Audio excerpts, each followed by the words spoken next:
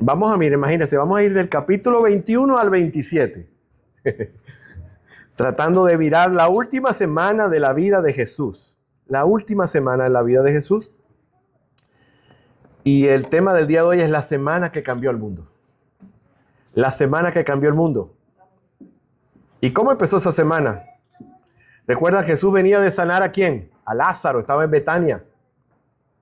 Porque recuerdan que Betania, ¿quién vivía en Betania? ¿Ah? En Betania vivía Marta, María y Lázaro, sus amigos de él. Y él venía de allí, estaba cerca. Y resulta que Jesús va a Jerusalén. Va a Jerusalén como la última. Ya sabía que iba a Jerusalén. ¿A qué iba a Jerusalén? A morir. Y es tan importante la última semana de la vida de Jesús que, mire, de los 4 evangelios, de los 89 capítulos que tienen el evangelio, los 4 evangelios, 30% habla de la semana de Jesús. Un cuarto del evangelio de Mateo habla de esta semana. Un quinto de Lucas. Y un tercio de Marcos. Pero la mitad del libro de Juan que estamos estudiando habla de la semana final de Jesús.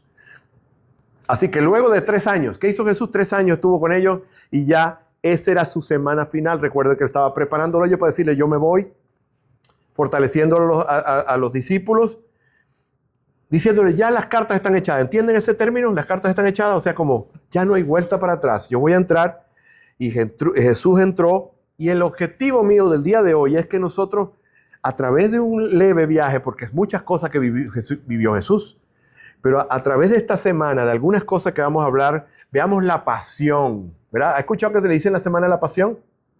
¿Por qué? La pasión es con la pasión que Él fue a morir por nosotros.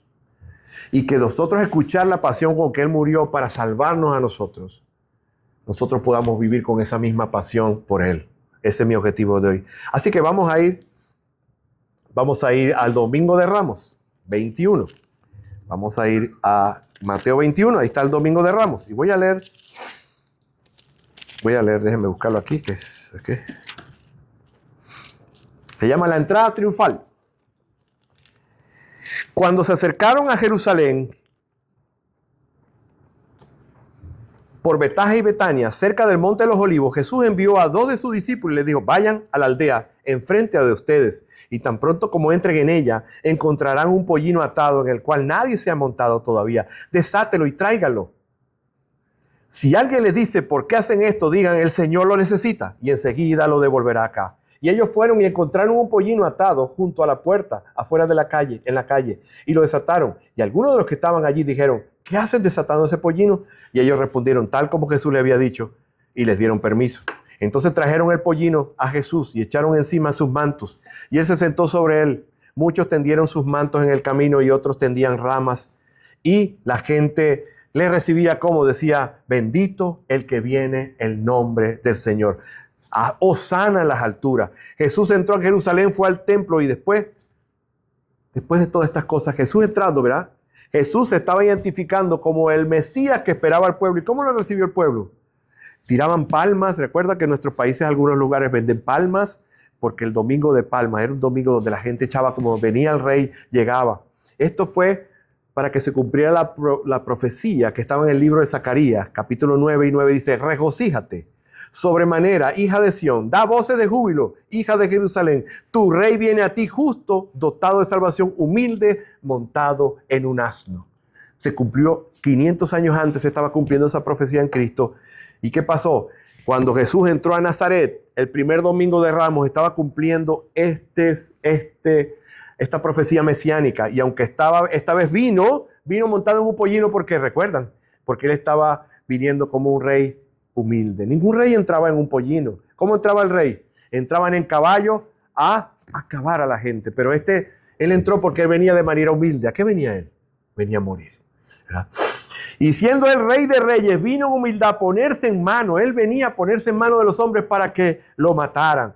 Jesús debía entrar a Jerusalén un pollino. Mira, es prestado. Muchas cosas tenía Jesús prestado. Recuerda que Jesús, ¿verdad? Cuando lo pusieron en la sepultaron, que también era una tumba prestada. Murió en una cruz, pero esa cruz no era para él, era para ¿quién? Para Barrabás, ¿recuerdan? Ellos querían, ¿qué pasó? Que la gente le gritó, pero cuando vieron la humildad de Jesús, ¿qué hicieron? Se decepcionaron, porque ellos querían un Mesías, un Salvador a su medida. Ellos querían que siguiera siendo aquel que les proveía que el pescado, la comida, y muchas multitudes le acompañaban, pero ellos se defraudaron, se fueron defraudados, porque esta misma gente que gritaba, Hosana, el rey, ¿qué pasó? Terminó la semana gritando que el viernes, crucifíquele, crucifíquele.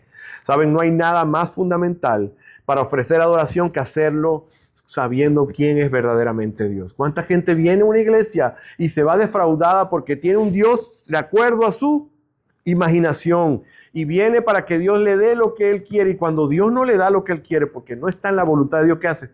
Se va defraudado, ¿verdad?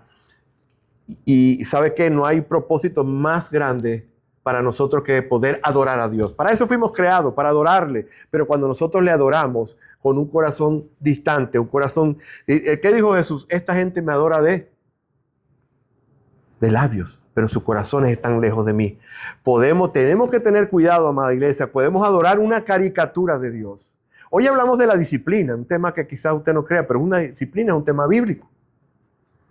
¿Y qué pasa? Nosotros creemos que Dios es un Dios que todo lo soporta, todo lo aguanta y todo lo perdona. Y Él perdona todo, pero Él es un Dios también justo. Él es un juez. Así que nosotros a veces podemos tener una caricatura de Dios y decir, no, Dios no puede. No escucho a la gente decir, no, Dios no puede ser así. En la Biblia hay un infierno. Yo no creo que eso no. Yo creo en el cielo y todo, pero un infierno no. Mire, el infierno fue hecho para el hombre. Pero si el hombre no quiere buscar de Dios, ¿verdad? La gente de labios alaba, pero sus corazones estaban llenos de piedra. Jesús es el rey que se le debe toda lealtad. Y pregúntate, en vez de decir, Señor, haz esto, ¿qué quieres que tú hagas por mí? Mi pregunta al aire, ¿cómo estamos sirviendo a ese rey nosotros?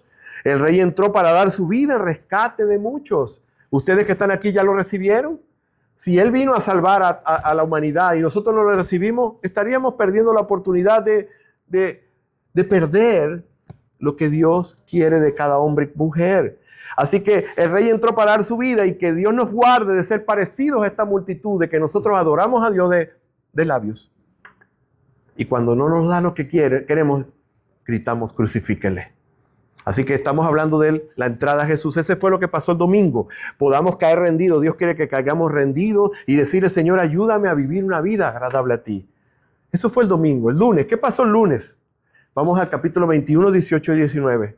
El lunes el Señor Jesús entró. En la mañana, cuando regresabas, Jesús tuvo hambre. ¿Y qué pasó? Vio una higuera. ¿Recuerdan la maldición de la higuera? Entró Jesús, vio la higuera que estaba llena de hojas, pero no tenía fruto. ¿Y qué hizo? Maldijo la higuera. ¿Les parece como extremista? ¿Ah? Y no era en temporada de fruto, pero ese era un acto simbólico. Parece drástico, pero Jesús está diciendo, yo vine a Jerusalén y Jerusalén no tiene fruto. Jerusalén está llena de hojas. ¿Qué quiere decir? Jerusalén está llena de religiosidad. Religiosidad. ¿Verdad? Hay mucho ritual, hay muchas cosas. Ahorita en Semana Santa más que nunca hay ritualismo. Pero lejos de fruto del Señor. El fruto. ¿Verdad? Él estaba viniendo a esta nación donde había tradiciones de hombre, ritos, actividades centradas todas, pero ¿en quién? En la gente y no en Dios. Si Jesús no te le da la adoración vacía de labios, Él estaba diciendo, diciendo a Jesús, yo vine a ustedes, Jerusalén, y ustedes no me recibieron. Yo soy el Hijo de Dios, y ustedes tanto que hablan de Dios, y me están a mí rechazando. ¿Y después qué hizo? Eso fue lo que hizo el domingo, el lunes en la mañana. Después de ahí se fue, y se fue al templo. ¿Qué hizo en el templo? Y dice, bueno, este Jesús es uno diferente. Jesús entró al templo. Dice 21:12, dice, Jesús entró en el templo. Estamos en el 21, recuerden.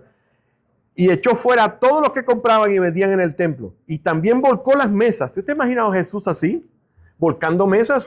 Llegó y tiró todo. Dice, y tiró los asientos y las palomas, todos los animales que estaban allí se vendían para sacrificio. Lo que estaban haciendo era válido. Pero él estaba con la usura. Porque la gente venía de Jerusalén a Jerusalén a sacrificar, porque recuerdan que esa era la costumbre de la cultura, y no iban a traer los animales cargados de donde venían, sino que ellos estaban allí, compraban los animales para el sacrificio. Y esta gente estaba, ¿qué? Con la usura, con la especulación. Y Jesús dice, y les dijo, escrito está, mi casa será llamada casa de oración, pero ustedes la han hecho cueva de ladrones. Así que eso estaba en el atrio del templo, en la entrada del templo, no en el templo, en la entrada del templo estaban allí los cambistas. Ellos tenían una moneda especial para ellos usar en el templo. Y Jesús tenía el derecho como rey que llegó, tenía el derecho a decir, esta casa de mi padre la están haciendo una cueva de ladrones. Parece que no se trataba solo de negocios, sino de la explotación, ¿verdad? Los fieles eran engañados, se les usuraba, y Jesús dice, y qué triste a veces que nosotros hacemos la casa del Señor, hacemos una casa así, ¿verdad? Esta es una casa ¿para qué? Para orar. Y muchas veces nosotros la hacemos, la hacemos para la usura y para estimular el materialismo y esas cosas que no tienen que ver con la casa del Señor. ¿Qué fue lo que hizo que reaccionara Jesús de esta manera? Si Jesús dijo, sean mansos como yo, que soy manso y humilde de corazón. ¿Pero por qué? Porque Jesús es celoso del templo. Jesús es celoso de lo que se hace en su casa. ¿Y qué más celo tiene de nosotros? Porque recuerda que nosotros somos ¿qué? El templo del Señor. Si el Señor reaccionó de esa manera al ver un local así, ¿cuánto más el Señor quiere que nosotros cuidemos nuestro templo, el cuerpo de nosotros, ¿verdad? La casa de Dios es el lugar especial donde los hombres se encuentran con Dios. Todo se había olvidado, se había perdido el propósito principal de lo que es la casa de Dios. Yo sé que no he estado, pero yo una vez estuve, tristemente, allá en mi país, estuve en una iglesia como esta, y el hombre al final dice, bueno, al final los que están vendiendo Amway se quedan para el final tener la reunión. El hombre utilizaba la iglesia para tener parece que esos ganan dinero por afiliaciones, si tú tienes uno el otro. Entonces ayer una facilito porque tenía 50 personas, cada una era una. Entonces qué triste cuando la casa de Dios se convierte en un lugar para hacer negocios y para nosotros promocionarnos. Qué triste, ¿verdad? No se va a enfadar Dios cuando nosotros no somos celosos. Dios es amor, lo primero, pero también tiene una ira. Pero recuerda que esa ira no es como la nuestra. Nuestra ira es con pecado, su ira es celosa de Él. Él es celoso. Él es celoso. Eso no es una ira emocional, una ira incontrolada, caprichosa, sino la ira del Cordero que es sin mancha. Pregunto yo, ¿qué implicaciones tiene para nosotros esto? ¿Ah? ¿Cómo nosotros podemos reaccionar hacia la solemnidad que debe tener las cosas de Dios? ¿Ah? A veces decimos, oye, cuando yo pertenecía a la iglesia romana, ¿qué solemnidad? Y cuando ahora pertenezco a la iglesia cristiana, ¿qué desorden? Qué triste, ¿verdad? El desorden que a veces se ve en la casa de Dios. La gente entra, sale, habla. Es triste. Y a veces gente consagrada al Señor que se le olvida que estamos en la casa del Señor. Y nos gozamos y nos saludamos. Pero recuerda que estamos en la casa del Señor y aquí venimos a adorarle. Esto que estamos haciendo aquí es algo sagrado, es algo vital.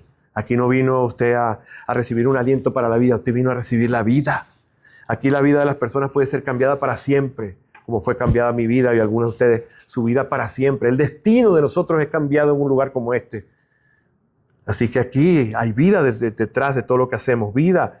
En este segundo lugar, ya que Jesús establece la norma de la bondad, hay momentos apropiados para no ser amables. ¿Recuerdan? Hay momentos que nosotros no podemos ser amables. ¿Cómo así? Bueno, no podemos ser amables nosotros cuando estamos en un lugar donde quieren que sigamos la corriente y eso que nos implican hacer va en contra de la palabra de Dios. No sé si no están ustedes en lugares donde usted ve que se estaba blasfemando el nombre de Cristo y se siente extraño. Tiene como que salir. ¿Y qué hace? No me diga. Si usted se queda callado, asiente. Es mejor como hace una vez. Bueno, me invitaron a la reunión tal, aquí es patica para que te tengo porque ya lo que están haciendo ya no agrada al Señor. ¿Verdad? Ya no agrada al Señor, pero a veces nosotros nos dejamos llevar por la corriente, y nosotros somos personas que debemos ser sal y luz, y la sal y luz siempre se hace ver, se hace notar, ¿ok? Debemos tener cuidado de no profanar nuestro templo, porque es una casa de oración. Pregunto yo, ¿hay fruto espiritual en nuestras vidas? Estamos hablando de la higuera. ¿Qué cambio podamos dar a nuestra vida para hacer una vida más productiva? ¿Sí? Te invito a esta tarea. ¿Qué puedo hacer yo para que mi vida cristiana sea más productiva? ¿Estoy conforme? ¿Estoy conforme con lo que estoy haciendo para Dios? Pues yo no estoy conforme con lo que estoy haciendo para Dios porque Dios me ha pedido más que esto. Me ha pedido más que esto. Y a ustedes también les ha pedido más que esto. Pero eso es algo personal. Pero no podemos estar conformes. No vivir una manera inconforme, sino una manera de querer cada día más de Dios y servirle más por lo que Él está haciendo. Entonces, el lunes pasó esto. El domingo entró. Domingo de Ramos entró, al final todo el mundo le alabó, luego el martes entró al templo y volcó el templo y también maldijo la higuera. El martes, ¿qué hizo el martes? El martes enseñó el templo y discutió. El miércoles, ¿qué hizo Jesús el miércoles? ¿Recuerda el miércoles que hablamos hace semanas? Jesús entró y a casa de Simón el leproso y ahí viene una mujer y rompe un perfume carísimo y unge sus pies. ¿Y qué hicieron los discípulos? ¡Qué desperdicio!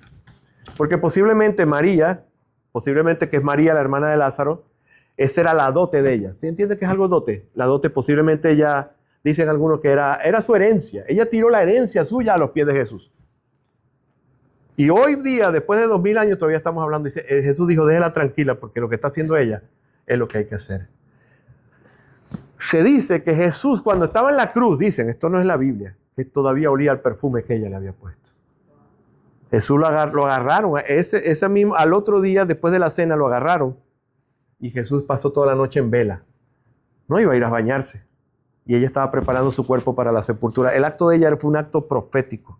Ella enjugó sus pies y con las lágrimas y le decía a la gente, si supiera qué tipo de mujer es esa, la que le está enjugando los pies. Y ella lo que estaba haciendo en un acto preparando a Jesús para su muerte. Está diciendo, este que está aquí, en 36 horas va a morir. Y yo estoy preparando su cuerpo para la sepultura. Ella le adoraba. Ella dio todo. ¿Y qué aprendemos de esto? Que nosotros tenemos que adorar al Señor con todo lo que tengamos. El Señor posiblemente no le va a pedir que dé su herencia, pero por lo menos que dé su vida por Él. ¿Verdad? Que esté aquí y lo dé todo por Él. Si va a venir a la iglesia y venga, bienvenido, pero entréguele todo a Él.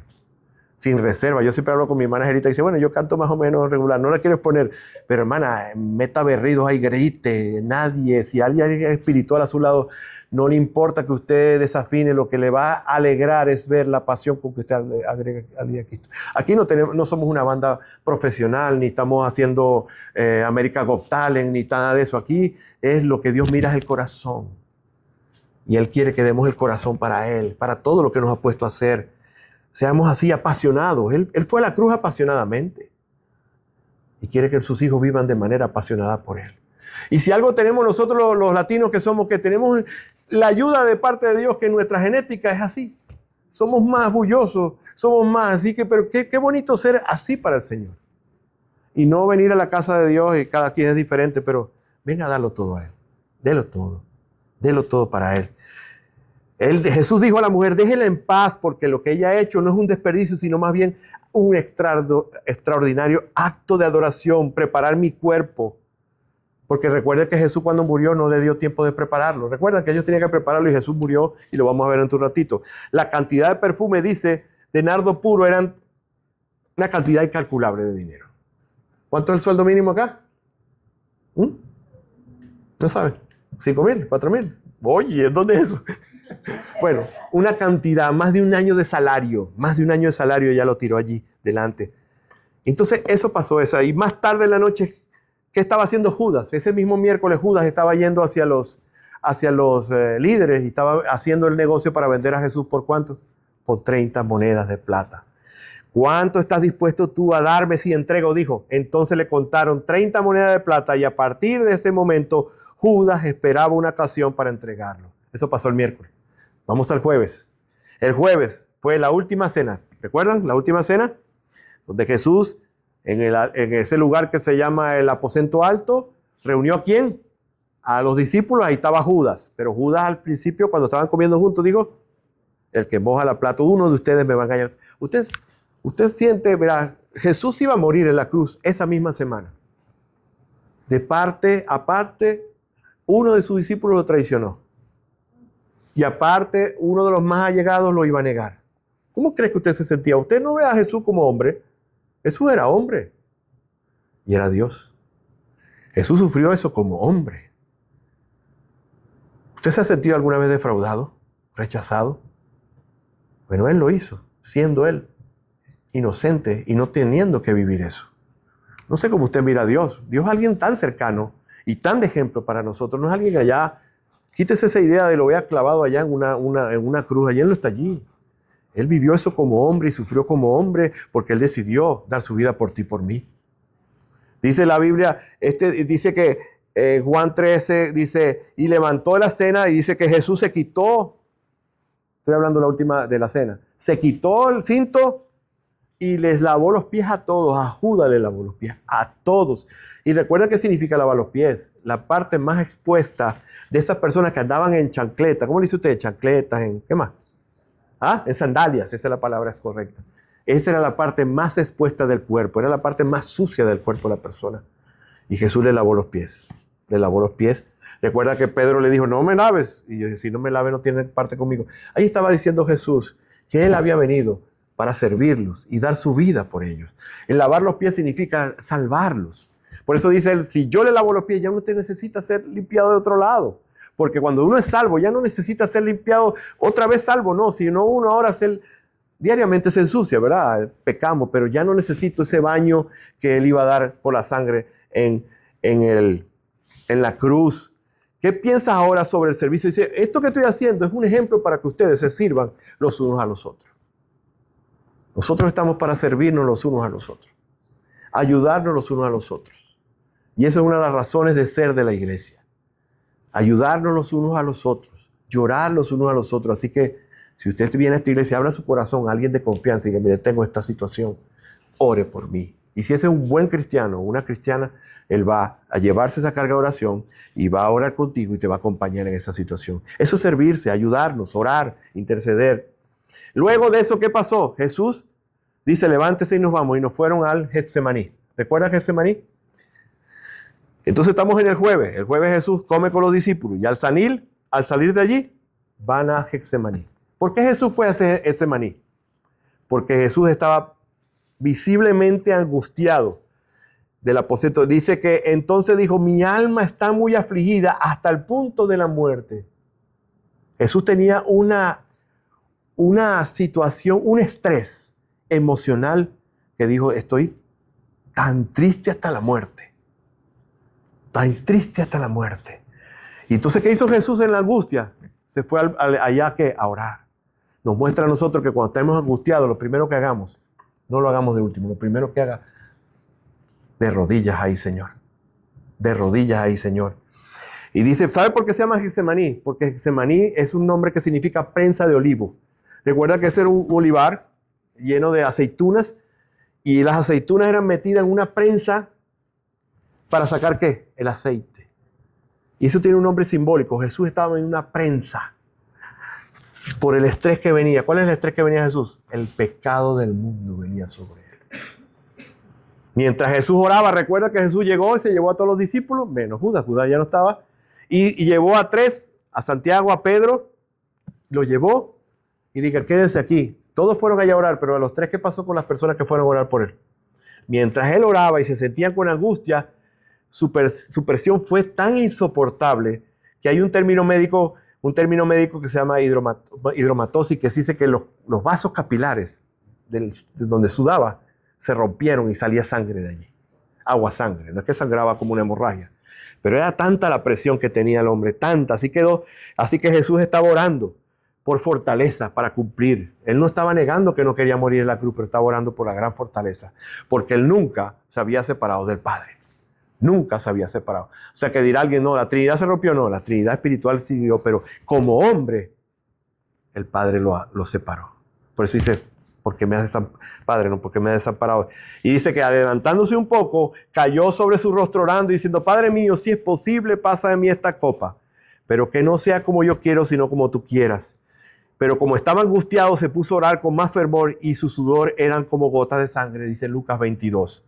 La hematidrosis ocurre en situaciones de mucho estrés. Los capilares se llenan de sangre y las glándulas sudoríparas, ¿no? La del sudor, se llenan de sangre y eso. Entonces había acompañado allí. Recuerda que Jesús estaba con ¿qué?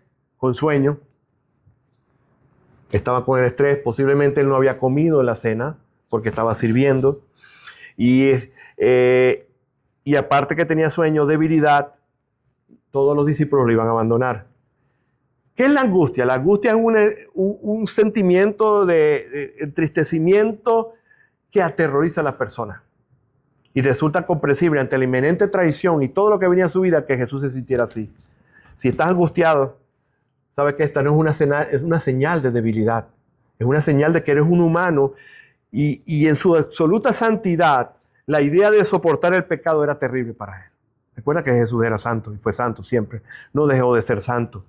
Y si tú estás viviendo momentos así de angustia, de gran presión, recuerda que Jesús te entiende. Él pasó por allí. Y recuerda que Jesús nos acompaña en todo eso. Pero él estaba tomando eso, ¿qué? Solo. Solo. Nos dio ejemplo. ¿Qué dice el Salmo 37? El secreto de la tranquilidad. Dice el Salmo 37, confía en el Señor y haz el bien. Y deleítate en el Señor y Él conseguirá las peticiones de tu corazón. Confía en el Señor, haz el bien, deleítate en Él y encomienda tu camino. Guarda silencio ante el Señor y espera con paciencia. En el momento de angustia, en el momento de debilidad, ¿nosotros qué tenemos que hacer? Confiar en el Señor. Confiar en el Señor. Deleitarnos en el Señor. Yo necesito conocerte, Señor. Los creyentes miramos a Dios y confiamos en medio de la angustia de la vida. En Getsemaní se revela la humanidad finita y libre de pecado de Cristo y profunda angustia. Fue un temor sin mancha porque Él era sin pecado. Pregunto yo, Jesús entregó la angustia orando al Padre. ¿Cómo reaccionas tú ante el estrés? O dolor en la presión. ¿Cómo reaccionas? Recuerda que es nuestro ejemplo. Cuando tengas estrés, ve a Cristo, ve de rodillas, ora al Señor. La angustia de Cristo no debilita su debilidad, más bien la confirmó. ¿Verdad? Porque Él era consciente de lo que venía para su vida. La salvación tuvo un gran costo y eso es una de las cosas que quiero yo afirmar. Si eres salvo, tuvo un gran costo. La vida del Hijo de Dios tuvo un gran costo. Siendo sin pecado, justo tuvo que morir como el peor de los pecadores. Y en ese momento sintió todo el peso que venía sobre Él por ti y por mí. Por lo menos yo, decía alguien allí, que si nosotros leemos esto, conscientes y no caemos rendidos y llorando. ¿Sabes qué? Yo voy a poner aquí la pasión de Cristo, pero la palabra de Dios es viva. Si eso te conmueve, te debe conmover más la palabra de Dios porque es viva. Eso lo que puede ser a ti es un sentimentalismo y manipulación, aunque se quedó corto. La palabra de Dios está hablando algo que es totalmente cierto de lo que Él vivió. Él decidió poner su vida. Él decidió morir de esa manera. Al principio de la creación de la historia que pasó en un jardín, comenzó toda la desgracia, pero en otro jardín, que es el jardín del Edén, Él arregló todo. Miles de años después, Jesucristo, el último Adán, entró en el jardín para aceptar la copa de su mano. Así que, además de la angustia al momento, esas gotas de sangre, ¿qué te digo yo? Nosotros somos la razón para que Él sintiera ese estrés. ¿Recuerda que estamos qué día? Jueves. Después de salir del Getsemaní, Él fue arrestado. ¿Ok? Y Mateo 26, 56 dice, cuando Él fue arrestado, todos huyeron. Quedó solo. Se dice que fue arrestado como a la 1 de la mañana para juicio. ¿Sabe a qué hora terminó el juicio? En el día terminó el juicio. Era prohibido hacer juicios de noche. Era prohibido hacer juicios sin tener testigos. Y ese juicio tuvo todo eso. Vamos a Mateo 26, 57, 68. Y yo lo voy a leer ahí mientras estaba. Vamos a ver lo que pasó. ¿Verdad? Jesús se enfrentaría con la noche más larga de su vida. Pasaría hasta el amanecer entre acusaciones de delitos, de blasfemia, de insurrección y viajando a pie de diferentes lugares. Recuerdan, Él tuvo que ir de lugar a lugar a pie. Dice, los que prendieron a Jesús lo llevaron ante el sumo sacerdote Caifás, donde estaban reunidos los escribas y los ancianos. Pedro, siguiendo de lejos a Jesús hasta el patio del sumo sacerdote y entrando se sentó con los guardias para ver el fin de todo aquello. 59. Y los principales sacerdotes del concilio procuraban obtener falso testimonio contra él, con el fin de dar muerte a Jesús. Y no lo hallaron a pesar de que se presentaron muchos falsos testigos. Para más tarde se presentaron 2 y dijeron, él dijo, yo puedo destruir el templo en 3 días y reedificarlo. Entonces el sumo sacerdote le dijo, no respondes nada, que testifican esto contra ti. Te ordeno por el Dios viviente que nos digas si tú eres el Cristo, el Hijo de Dios. 64. Jesús le contestó, tú mismo lo has dicho. Sin embargo, a ustedes les digo que desde ahora verán al Hijo de Dios, al Hijo del Hombre, sentado a la diestra del poder, viniendo sobre las nubes del cielo. Entonces, ¿qué hizo el sumo sacerdote? El sumo sacerdote entendió que le estaba diciendo que era el Hijo de Dios. Se rasgó la vestidura. Recuerden que rasgarse la vestidura es símbolo de ¿qué? De una blasfemia que se dijo. Y entonces dijo, ¿qué te parece? Este hombre ha blasfemado, es digno de muerte, le contestaron. Y entonces, ¿qué hicieron? Le escupieron el rostro. Le dieron de puñetazo. Y le dijeron, otros lo abofetearon, me dijeron, adivina tú que eres profeta, ¿quién te ha golpeado? O sea, Jesús venía de toda una noche, ¿de qué? De juicio, de caminar de un lado para otro. Ya venía golpeado por estos hombres, le golpearon. Allí, cuando terminó el juicio de estas personas, de los judíos, ellos no podían darle muerte, pero ellos ahí también le dieron sus latigazos. El sumo sacerdote reunió apresuradamente al Sanedrín y buscó estos testigos falsos. Y la ley decía, cuidado con los testigos falsos. El hecho es que Dios testigos cumplieran la ley, pero la mentira estaba deliberada, porque él dijo destruir el templo. Para ellos el templo era algo sagrado, el lugar, y que él lo iba a destruir, y guardó silencio, lo hacía cómplice. Pero ¿sabe por qué guardó silencio? Para que se cumpliera lo que dice Isaías 53:7. Dice, Jesús no podía negar haber dicho, ni tampoco podía explicar el significado. Porque él dice que esta oveja, este cordero iba a ser, no iba a abrir su boca, dice Isaías. Entonces le escupieron el rostro y le dieron puñetazos. Y se burlaban de él para que se cumpliera lo que dice Isaías 53. Maltratado y humillado, ni siquiera abrió su boca. Jesús fue encontrado culpable por el Sanedrín. ¿Usted cree que él se ha podido defender? Claro que sí. Pero él no abrió su boca. ¿Por qué? Porque él sabía que ya se había entregado su vida para morir. Mateo 27:11 dice, Jesús fue llevado delante del gobernador. Cuando lo vio primero Anás, Caifás, lo volvieron a llevar y después lo llevaron a... Dice, este hombre merece morir, pero nosotros no lo podemos matar. ¿Quién necesita matarlo? ¿Quién es el que lo va a matar? Los romanos. Ahí fue que lo llevaron al tan conocido Poncio Pilato. Delante de Poncio Pilato dice, Jesús fue llevado delante del gobernador. Y este le interrogó, ¿eres tú el rey de los judíos? Tú lo dices, le contesta Jesús. 12.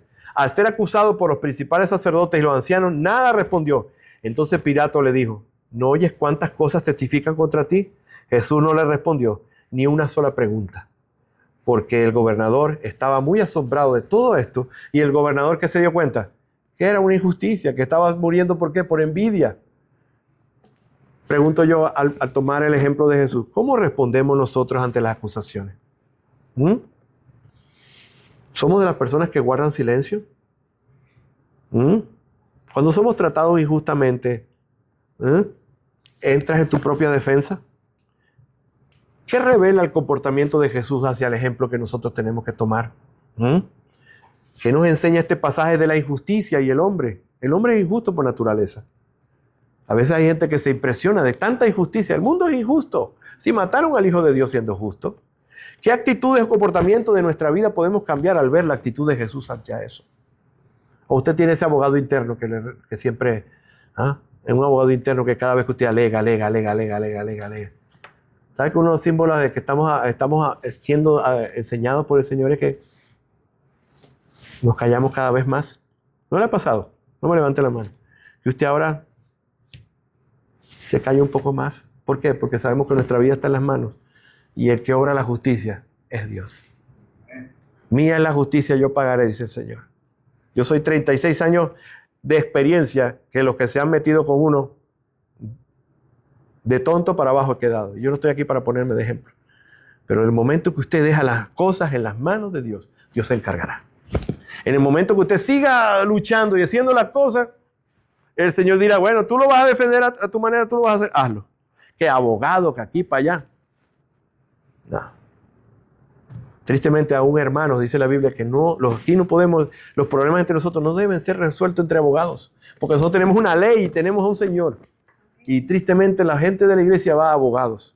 pasándose la Biblia por donde ellos quieren. ¿Sabe qué? Estos principios debemos ser aplicados a nuestras vidas, hermanos. ¿Qué dijo Pilato? Él no vio nada en el hombre, dijo. Pilato dijo, ¿por qué? ¿Qué mal ha hecho? Pero ellos gritaban, ¿qué? Crucifícanle. Crucifícale. Entonces, ¿qué hizo Pilato? Se lavó las manos. Delante de él dice, soy inocente la sangre de este hombre. Todo el pueblo contestó, caiga qué terrible esto, que su sangre caiga sobre nosotros. ¿Te imaginas eso?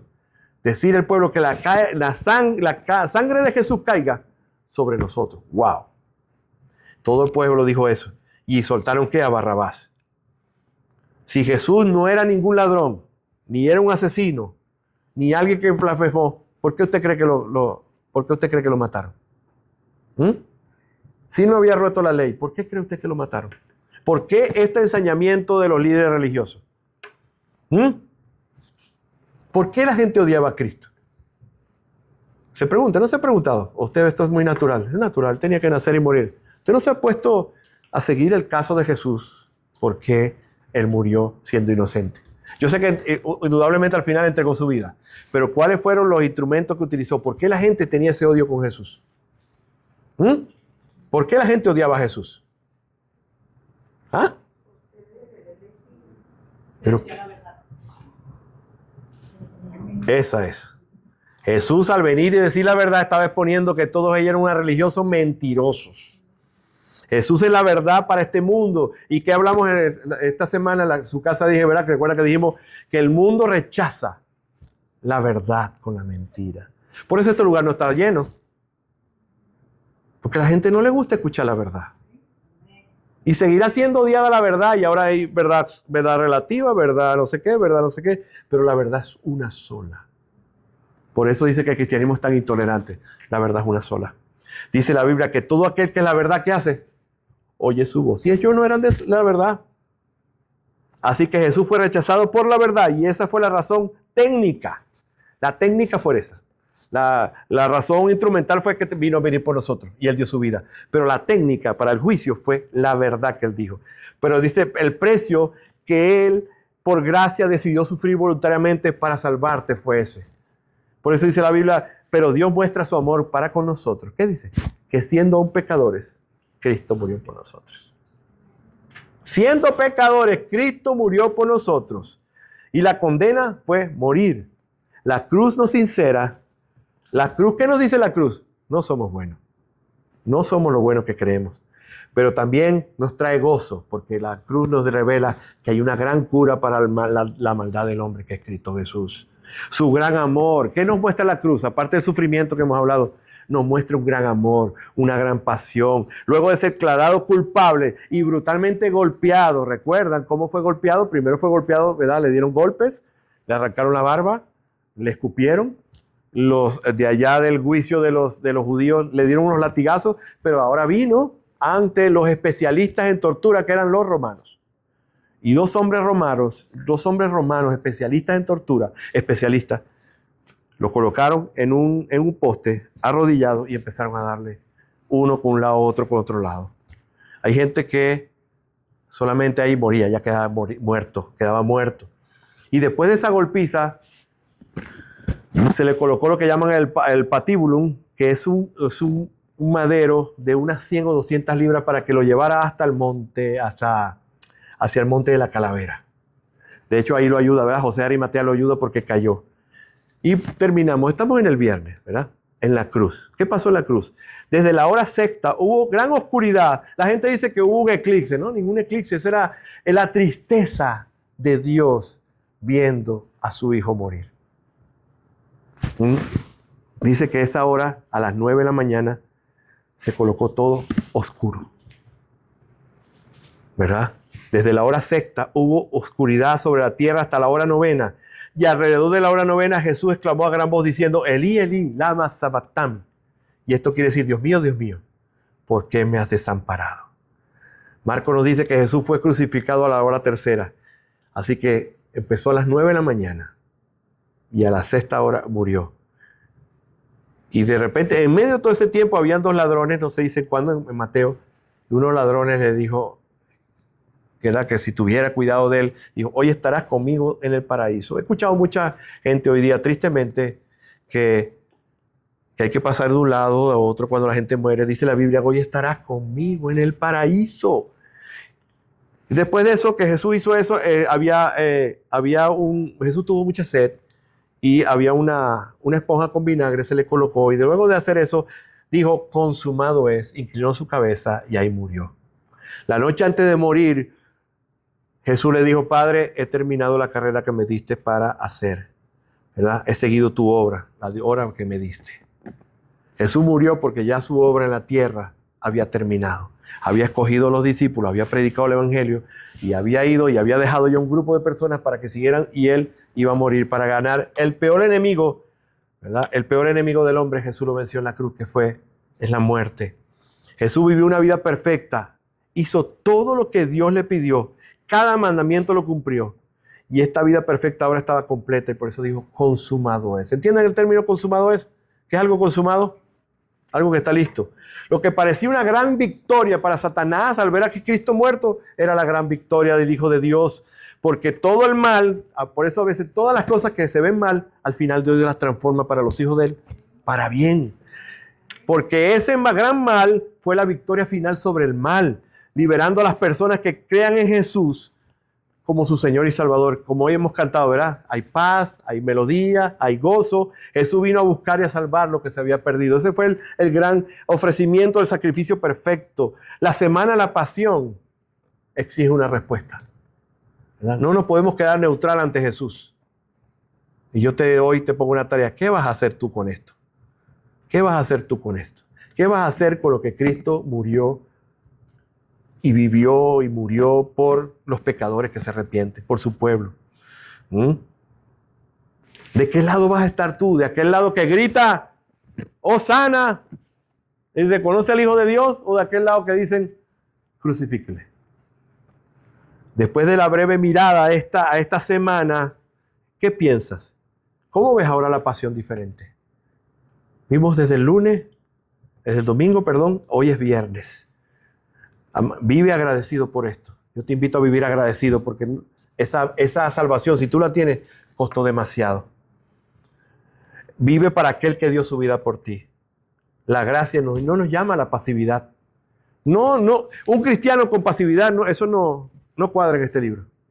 Los cristianos no somos pasivos. Estamos en pro, ¿verdad? De llevar. ¿No es la vida de Cristo una gran motivación para vivir con valentía? ¿Ah? ¿No es una gran motivación para vivir nuestra vida con valentía? De luchar por integridad. Cuando eres de Jesús, has sido perdonado y aceptado y amado y no tienes nada más que hacer para ser amado por Dios. Ya has sido amado totalmente en Él. Luego de haber fallecido en la cruz, ese mismo día, José de Arimatea le pidió a Pilato el cuerpo juntamente con Nicodemo y lo metieron en una tumba. No pudieron prepararlo. ¿Y qué pasó el sábado? El sábado fue de total silencio. Jesús el sábado estaba en la tumba. La próxima semana vamos a hablar sobre lo que pasó el domingo. Si hay alguien aquí, ¿verdad? Terminando, si hay alguien aquí que Dios le ha hablado y quiera consagrar su vida a Cristo hoy, yo le invito acá al altar a pasar. Si hay alguien que está aquí hoy y quiere entregar su vida a Cristo por primera vez, yo le invito al altar hoy. Y si alguien necesita, ¿verdad? Que no entiende lo que Dios quiere hacer en su vida, yo le invito a pasar al altar hoy. Quiero orar por ustedes hoy, hermano. Quiero orar por ustedes. Están invitados totalmente. Y después de esto vamos a orar, ¿verdad? Yo voy a empezar a orar y no se sienta culpable. Yo una vez que me llamaron, aquí habían ni la 10ª parte, pero yo sentía la necesidad de que Dios, y aquí no es más allá que allá, pero por obediencia, si Dios le ha llamado, no estoy diciendo que el que pasa acá no sea cristiano, lo peor, nadie lo va a humillar, sino que está pasando diciendo, yo me quiero consagrar, yo quiero conocerte y vamos a orar por ti. Señor, te alabo y bendigo y te doy gracias por la oportunidad que me das, Señor, y que nos das de escuchar lo que viviste en una semana, Señor, que celebramos desde el domingo. Gracias, Señor, porque tú entraste a dar tu vida. Gracias, Señor, porque no lo merecemos. Todo es por gracia. Ayúdanos a entender, Señor, el gran precio que pagaste. Tristemente la gente no valora eso. Pero cada pecado, cada chisme, cada cosa que haga, por muy pequeña que yo, cosas, vulgaridades que yo vea, cosas, estoy despreciando el gran precio que tú salvaste, que tú hiciste por nosotros. Y no es manipulación, porque Dios nos manda después de esto a vivir una vida agradable a Él, Señor. Si hay alguien acá que no te conoce, Señor, tócale el corazón. Que entienda que está jugando con su vida y su destino.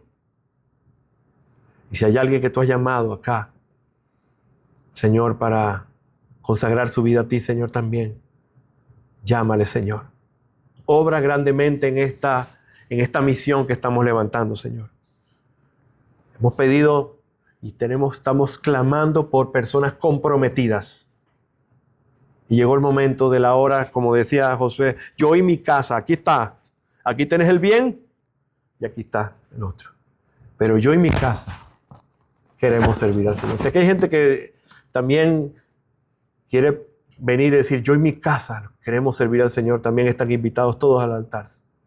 Yo no paso al altar porque estoy aquí, pero yo sería el primero que pasaría. Porque cada vez que ofrecen oración por mí, quieren orar por mí, yo la recibo. Porque necesitamos, para vivir una vida agradable a Dios, necesitamos tanta oración, tanta ayuda. Señor, gracias, Padre Santo. Gracias, Señor, por tu obra especial, Señor. Gracias porque se está haciendo en esta tu casa lo que a ti te ha agradado, Señor. Y nos estás conduciendo hacia donde tú quieres que conducirnos, Padre. Aleluya, Señor. Bendito sea tu nombre, Señor. Gracias, Padre. Gracias, Señor. Gracias, Señor Jesús. Aleluya.